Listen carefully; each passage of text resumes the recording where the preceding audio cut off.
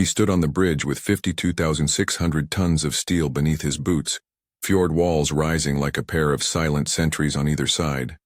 The air bit at his face. Smoke hung low in the water, a chemical haze laid down by generators to hide the ship's silhouette.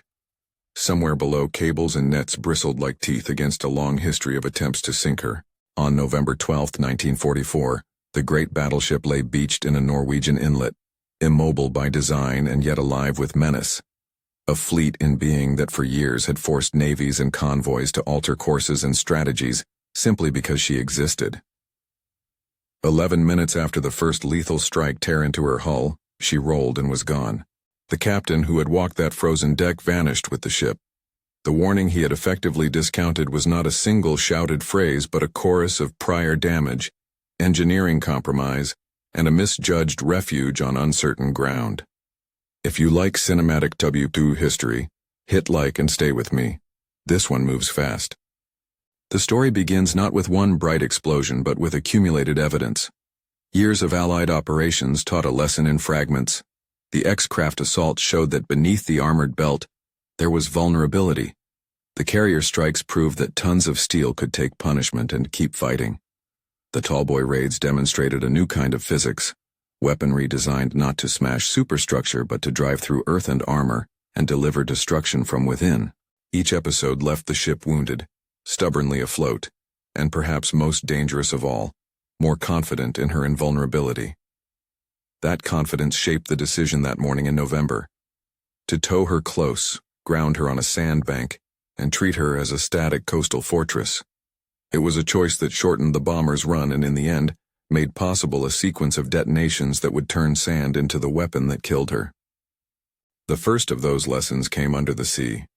In 1943, small black hulks slipped through darkness toward the battleship, X-class midget submarines. These crafts were absurdly intimate. 2 men, cramped and focused, sliding under netting and into the teeth of a harbor. Lieutenant Donald Cameron led one of them, X-6. Approaching through the fjord's cold belly, the midget submarine hugged depth and silence as if it were a living thing. The plan was bold and brutal. Place massive explosive charges beneath the keel where armor was thinnest, then swim away or surrender to the sea. The X-craft reached the target and placed charges. The detonations ripped into the water, and for a moment the battleship paid the cost. Compromised hull plating, flooded compartments, engines wounded. But she did not go down. The damage was real and intimate. The ship had been pierced where it mattered. Yet the weight of her armor, the effectiveness of internal compartmentalization, and quick damage control saved her from sinking. The attack exposed a fatal fact to observers on both sides. Heavy armor could be circumvented by attacks designed to strike below the belt, and yet even when that happened, the battleship's sheer size and redundancy could keep her afloat. It was a partial victory for those who wanted her gone. It was a reason for those who defended her to feel emboldened. Months later, carrier-based aircraft returned with a different kind of fury.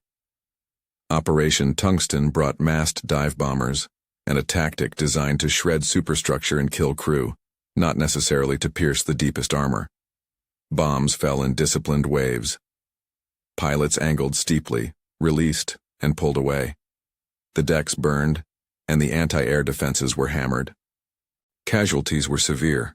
Over 100 men lost in that raid alone, and the ship's upper works were devastated. Yet, despite the battering, the vital heart of the ship held. Heavy armor and internal subdivisions absorbed blows that might have sunk lesser vessels. After Tungsten, the ship's fighting capability was diminished but not erased. The raid showed the limits of conventional air attack against a Leviathan whose defenses and design aimed precisely at surviving such punishment. Between stealth and aerial assault came a third form of attack, applied engineering. The Allies had a new idea.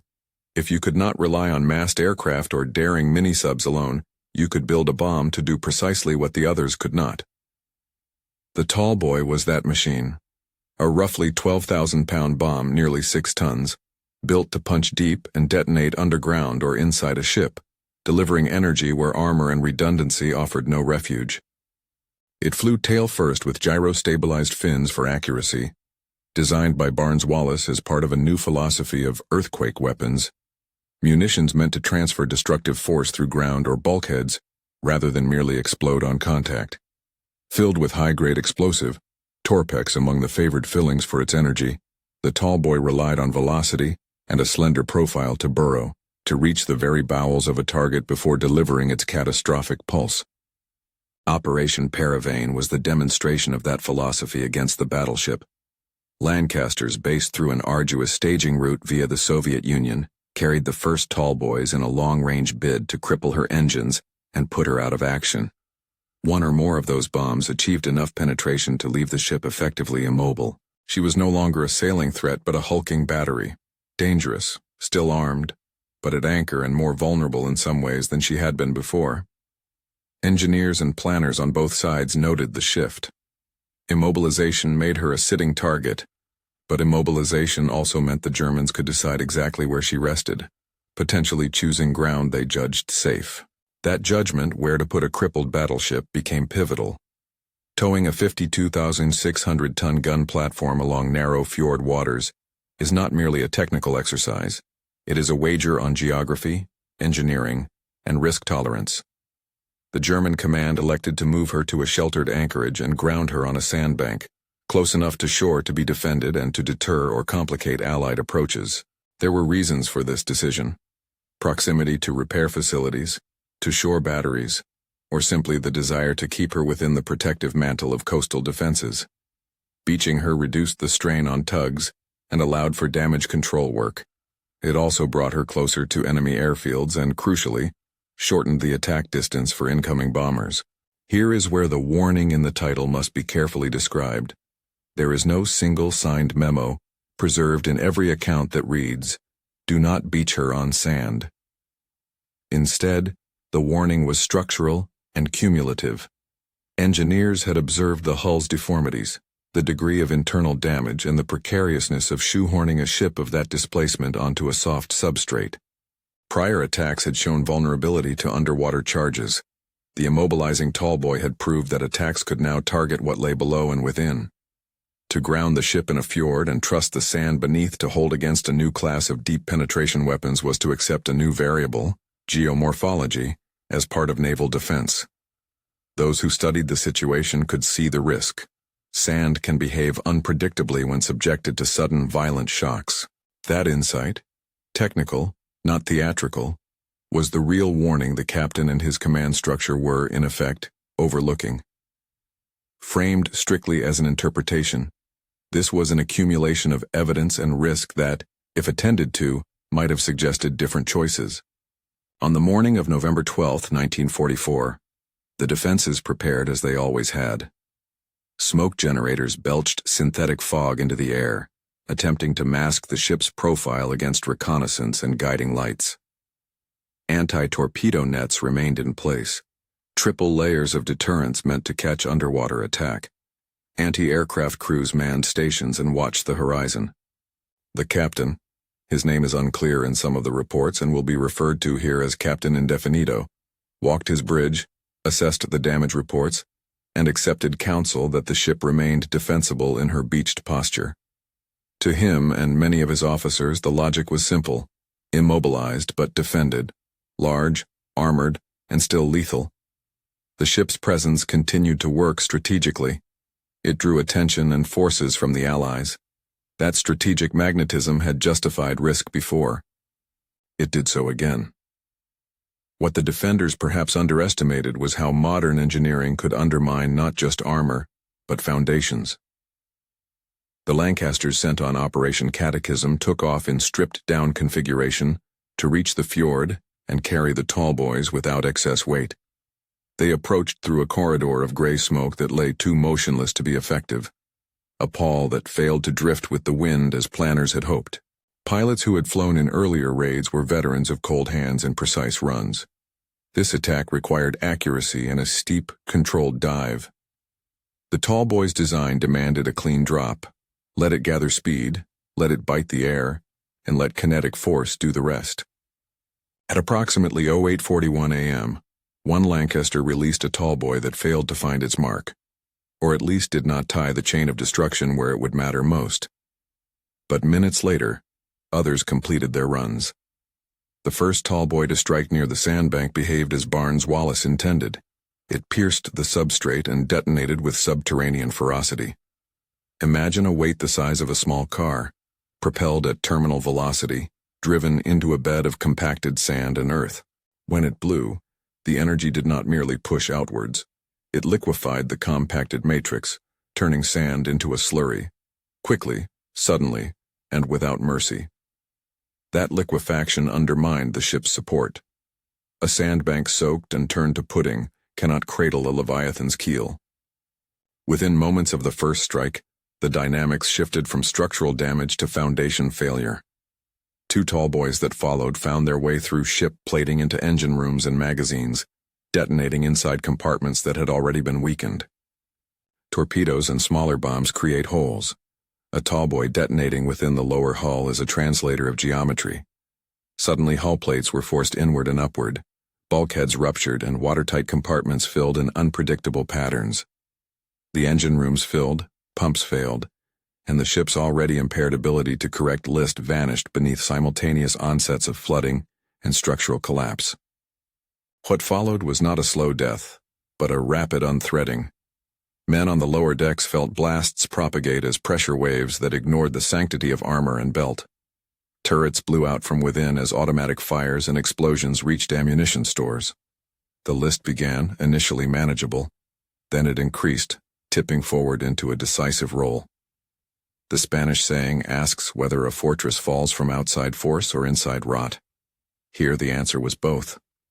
External engineering, the tall boy, attacked substrates and armor simultaneously. Internal failures, flooding and ruptured systems, removed the ship's capacity to correct and control the list. The timeline tightens into sharp breaths. Within roughly 11 minutes of the first successful tall boy detonating against the grounded hull and sandbank, the ship rolled and capsized. By 8:52 a.m., the great silhouette that had once dominated the fjord was inverted and sinking. The sequence from strike to capsize reads like a chain of mechanical causality: penetration, subterranean detonation, liquefaction of foundation, internal detonations, cascading flooding, and loss of stability. That cascade was not the product of one mistake, but of accumulated vulnerabilities and the decisive application of a new kind of weapon. The captain and his officers had made a series of rational choices: tow, ground, defend, that read against the arrival of the tall boys and the bold physics behind them, added up to a fatal miscalculation. The human cost was immense. The transcript numbers show approximately 971 sailors lost as the ship toppled, an enormous toll, and only 87 were pulled from the cold, crowded water. Earlier attacks had already taken lives. The tungsten raid had claimed around 122 men. Survivors later described the abruptness: decks heaving, men thrown from rails, the shock of cold water, and the brief, terrible clarity of a ship rolling past its center line and tipping into the fjord like a capsized street. Rescue efforts were quick where possible but impeded by debris, guns still firing as control was lost, and the unforgiving geometry of fjord walls. Those who survived carried both physical scars and memories of a sudden end. From a strategic viewpoint, the sinkings held meaning beyond the immediate tragedy.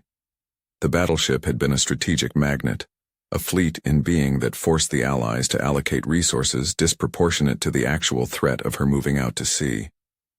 With her gone, those resources could be reallocated. Naval planners had one less armored anchor to dread. More broadly, the sinking symbolized a doctrinal shift. Traditional naval doctrine had long privileged armor and displacement as guarantors of survivability. The events of late 1944 suggested a new reality. Applied engineering and specialized ordnance could circumvent armor, not by brute force across plates but by transforming the environment and attacking from unexpected vectors. The tall boy did not need to punch every inch of armor. It needed only to shift physics against the target. That conclusion is not meant to be triumphalist. The sinking testified to an escalation whose victims were human beings, hundreds of sailors whose lives ended in minutes. It also underscored a sobering technical truth.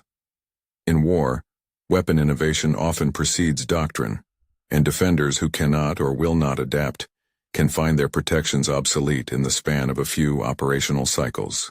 The captain who walked his beached deck that morning may have believed he stood on solid ground. He was literally standing on sand that the next bomb would turn into motion and ruin. His apparent confidence, perhaps bravado, perhaps professional assurance, was a judgment call based on the best available information. It was also, in retrospect, susceptible to being overturned by a new physics brought to bear. There are small human images that press in here. A sailor clutching a rail as the list began, a damage control officer shouting down corridors while steam and smoke filled the passageways, the smell of cordite and the metallic tang of ruptured boilers. There are also technical images, gyros and fins steering a slender body of metal into an axis of destruction, water pouring into bilges through ruptured seams, and a sandbank whose compaction gave way under the sudden impulse of an underground blast. These are the textures of the event, the interplay of machine, man, and geology. Historians and engineers have debated specifics in archived correspondence and after-action reports. Whether different defensive arrangements could have saved the ship, whether dispersal had been feasible, or whether shore batteries might have offered real protection against aircraft at the distances involved. Those are useful debates. They do not change the kernel of what happened on November 12th. A beached battleship, long a strategic headache, was rendered vulnerable by the application of weapons that attacked not merely plating but support, and the resulting cascade produced a catastrophic rapid capsize. When we frame the captain's fate as having ignored a crucial warning, we must be precise. No single line in the preserved record may capture a moment where he was explicitly urged and explicitly refused to change course. Instead, the warning emerges from the pattern. Previous underwater attacks, the crippling tallboy strikes that immobilized the ship, engineering advisories about substrate stability, and the decision to ground the vessel close enough to shore to favor defenders yet close enough to shorten the attacker's run. Interpreted together, these facts suggest an avoidable risk, a warning of sorts, that was not heeded with the level of skepticism or caution the advent of deep penetration ordnance arguably required. Labeling the captain's choice as an act of ignored warning is an analytical reconstruction. It is rooted in cause and effect, not in an actual recorded admonition shouted on the bridge. Beyond reconstruction, the event also fits into a broader narrative. The transition from old war thinking, steel belts and heavy calibers, to new war realities where weapons engineers weaponized terrain, gravity, and velocity with devastating effect. Barnes-Wallace's Tallboy was less about brute force and more about turning physics into strategy. The Allies' willingness to learn, to stage flights through foreign airfields, and to accept logistical complexity paid off in the end. The cost was high. The value in their calculus was strategic closure. In the wake of capsizing, rescue craft worked until exhaustion. Sailors clung to wreckage and to each other, and the fjord took some and spat a few survivors back. The great ship settled into a soft, cold grave, upside down and mute. For the Allies, the victory was tactical and strategic. For the Germans, it was a crushing loss of both material and morale. For historians, it remains a sharp case study in the interplay of innovation and hubris. There is still a final human beat. A bridge once manned by an assured officer now underwater with his crew. Whether the captain was cautious enough to have ordered hatches sealed, or whether he stayed above decks trying to manage the list, whether he attempted to counterflood or to order evacuation, those actions are scattered in fragmentary accounts and survivors' memories. What is not fragmentary is the arithmetic of the event, the timings, the bombs, the liquefaction of foundation, and the final roll that took 11 minutes from effective strike to complete capsize. This is the simple, brutal chronology that explains how such a massive, storied vessel could disappear so quickly. Mechanics and ordnance had moved faster than doctrine, and complacency could adapt. The sinking offers lessons that outlast the war. It warns future commanders about the perils of assuming a static defense will remain static in the face of emergent technology. It reminds engineers and tacticians that foundations, whether literal or doctrinal, may conceal risk. And it asks historians to avoid easy moralizing. The captain was not a cartoon villain who scoffed at warnings. He was a professional making a chain of decisions amid the fog of war, yet that very fact makes the outcome more tragic. When competence meets novel danger and fails to anticipate it, the cost is borne by those who cannot choose their place in history. In the end, the title's promise is fulfilled without inventing a single line the captain never spoke. He did not have to shout, "I'll take the chance," for history to read his choice as tragic.